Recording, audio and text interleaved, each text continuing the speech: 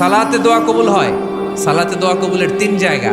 একটা হচ্ছে তাকবীরে তাহরিমার পরে আমরা সানা পড়ি না, আমরা তো একটা পড়ি। আল্লাহর হাবিব সুন্নাহ এবং নফল নামাজে আরো পড়তেন সানা, ওই দোয়া কবুল হয়। দুই নম্বর জায়গা সালাতে সেজদায় পড়ে দোয়া করলে কবুল হয়। আকরাবু মা ইয়াকুনুল আবদু মির রাব্বিহি ওয়া হুয়া সাজিদ ফাকসিরু ফীহি দুআ। বান্দা যখন সেজদায় লুটিয়ে